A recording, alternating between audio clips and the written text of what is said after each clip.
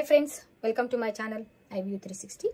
ఈరోజు ఈ వీడియోలో నేనేం షేర్ చేసుకోవాలనుకుంటున్నాను అంటే, ట్రంప్ వచ్చిన తర్వాత ఇక్కడ నుంచి మన ఇండియన్ స్టూడెంట్స్ అని చాలామంది ఇక్కడ నుంచి డిపోర్ట్ అయ్యారనమాట. సరేనని దాని మీద వీడియో చేస్తున్నానండి. ఎవరైనా నా ఛానల్ని ఫస్ట్ టైం మీరు చూస్తున్నట్లయితే నా ఛానల్కి సబ్స్క్రైబ్ చేయండి, అలాగే లైక్ చేయండి, అలాగే షేర్ చేయండి. సరేనండి, ఇక వీడియోలోకి వెళ్ళిపోదాం. ట్రంప్ ప్రెసిడెంట్ అయిన తర్వాత ఆయన ముందుగా చెప్పాడు కదా, ఎవరైతే ఇల్లీగల్గా ఉంటున్నారో అమెరికాలో వాళ్ళని డిపోర్ట్ చేసేస్తానని, తిప్పి పంపించేస్తానని చెప్పినట్టుగానే ఆయన జనవరి 20th తర్వాత ప్రెసిడెంట్ అయిన తర్వాత చాలామందిని ఫస్ట్ ఆయన తీసుకున్నటువంటి నిర్ణయం ఏంటంటే, ఎవరైతే ఇల్లీగల్గా వచ్చారో వాళ్ళందరినీ కూడా డిపోర్ట్ చేసేస్తాను, పంపించేస్తాను తిరిగి అని చెప్పినట్టుగానే చేశాడు. ఎక్కువగా మళ్ళీ ఇది ఎఫెక్ట్ మన అంటే మెక్సికో వాళ్ళ మీద, అలాగే మన ఇండియన్స్ మీద కూడా పడింది. వాళ్ళని ఎక్కువగా చేశాడనమాట. ఎందుకంటే మన ఇండియా వాళ్ళు అంటే ఎడ్యుకేషన్ అయితేనేమి, మిగతా ఉండడానికి వచ్చిన వాళ్ళు అయితేనేమి వచ్చి ఇల్లీగల్ అంటే విజిటింగ్ వీసా మీద వచ్చి ఇక్కడ ఉండిపోయిన వాళ్ళు. ట్రంప్ ప్రెసిడెంట్ అయిన తర్వాత ఆయన ఎవరైతే ఇల్లీగల్గా ఉంటున్నారో వాళ్ళని డిపోర్ట్ చేసేస్తానని ముందుగానే చెప్పాడు. అలాగే చెప్పినట్టుగానే ఆయన చేశాడనమాట.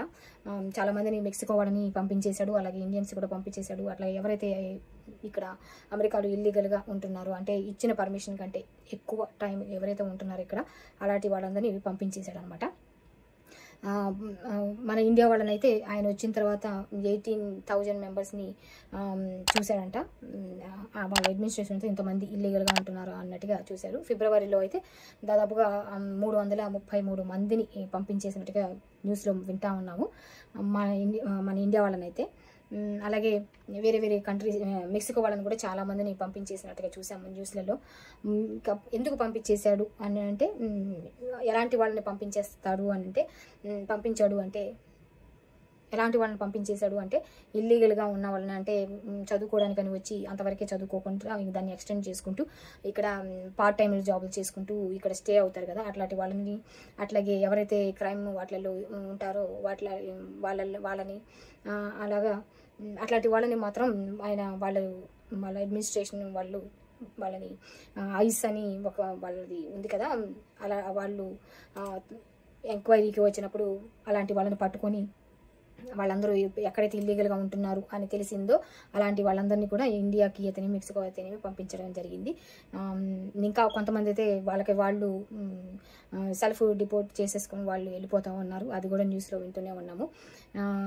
కాకపోతే ఇక్కడ ఏంటంటే నేను చెప్పాలనుకున్న విషయం ఏంటంటే, ఎవరైనా సరే అమెరికాకి వచ్చిన వాళ్ళు వాళ్ళకి ఇచ్చిన అంటే ఎడ్యుకేషన్కి వచ్చిన వాళ్ళు ఎడ్యుకేషన్ వరకే చూసుకొని వెళ్ళిపోయి ఆ తర్వాత అంటే వాళ్ళకి పర్మిషన్ ఉంటే పర్వాలేదు, H1B వీసాలు ఇవన్నీ పెట్టుకొని ఉన్న వాళ్ళైతే లీగల్గా పర్లేదు. కానీ లేని వాళ్ళైతే ఇలాగ డిపోర్ట్ అవ్వక ముందుగానే వాళ్ళు ఇండియాకి అంటే వాళ్ళు తిరిగి వెళ్ళిపోయి మామూలుగా వాళ్ళకి మళ్ళీ ఎప్పుడైతే గవర్నమెంట్ మారుతుందో అప్పుడు మళ్ళీ తిరిగి మంచి జాబ్స్ అయితేనేమి వీటికి అంటే ప్రొఫెషనల్గా వాళ్ళు అప్లై చేసుకొని వస్తే వాళ్ళకి ఇది ఉంటుంది. అంతేగాని వీళ్ళు డిపోర్ట్ చేసి మళ్ళీ వాళ్ళకి వీసాలు ఇవన్నీ కూడా క్యాన్సిల్ చేసి అంతవరకు తెచ్చుకోకుండా ముందుగానే అంటే ఎంతవరకు అంటే విజిటింగ్ వీసా మీద వచ్చే వాళ్ళకి కూడా చెప్తున్నాను, వాళ్ళు విజిటింగ్ వీసా ఇచ్చినప్పుడు అంతవరకే దాన్ని యూజ్ చేసుకోవాలి. అంతకంటే ఎక్కువగా ఇక్కడ స్టే అయిపోయి ఇక్కడ ఉండి ఇంకా అంటే వచ్చిన పని ఒకటి, ఇంకొకటి ఇక్కడ చేసే పని ఇంకొకటి అయితే ఇక్కడ వాళ్ళు ఊరుకోరు కదా, అందుకోసం అని చెప్పని వాళ్ళు అట్లాంటి వాళ్ళని కూడా డిపోర్ట్ చేసేస్తూ ఉంటారు.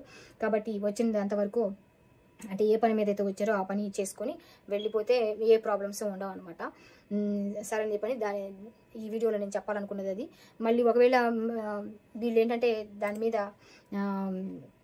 మనకి ఇక్కడ వాళ్ళు క్యాన్సిల్ చేసిన తర్వాత డిపోర్ట్ చేసిన తర్వాత మళ్ళీ తిరిగి అమెరికాకి రావచ్చా అంటే రావచ్చు. కాకపోతే వెయిట్ చేసే టైం కూడా ఉంటుంది అనమాట.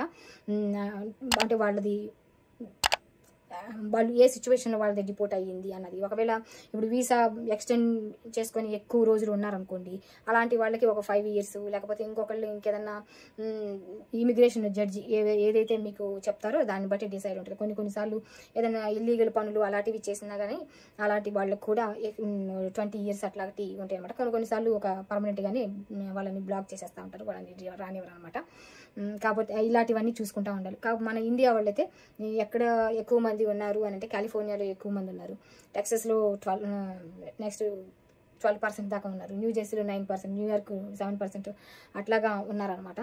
ఏది ఏమైనప్పటికీ ఇలాగ మనం పంపించకుండా ఉండాలి అని అనుకుంటే ఇక్కడ వాళ్ళ రూల్స్ మనం ఫాలో అవ్వాలన్నమాట. ఆ రూల్స్ని వాళ్ళు ఎప్పుడైతే మనం వాళ్ళ రూల్స్ని బ్రేక్ చేస్తామో అలాంటి టైంలో మనల్ని వీసాలు అయితేనేమి వాళ్ళు క్యాన్సిల్ చేసేస్తారు, డిపోర్ట్ చేసేస్తారు. మళ్ళీ డిపోర్ట్ చేసేస్తే మళ్ళీ అంటే మనం ఏ సిచ్యువేషన్లో ఎలాంటి సిచ్యువేషన్లో మనం డిపోర్ట్ అయ్యామన్న దాన్ని బట్టి కూడా మళ్ళీ ఎంతకాలం అన్నది వెయిటింగ్ పీరియడ్ అనేది ఉంటుంది. ఇవన్నీ లేకుండా ఉండాలి అంటే లీగల్గా వచ్చిన పనులు అంటే ఎడ్యుకేషన్కి వచ్చిన వాళ్ళు ఎడ్యుకేషన్, విజిటింగ్ వీసా మీద వచ్చిన వాళ్ళు విజిటింగ్ అంతవరకు చేసుకొని వెళ్తే మనం ట్రబుల్లో పడకుండా ఉంటాం అనమాట. సరేనండి, ఈ వీడియోలో నేను మీతో చెప్పాలనుకున్నటువంటి విషయం ఇదనమాట. Thanks for watching this video. ఇంకొక వీడియోలో ఇంకొక టాపిక్ తోటి నేను మళ్ళీ మీతో కలుస్తానండి. అంతవరకు ఉంటానండి. బాయ్ అండి.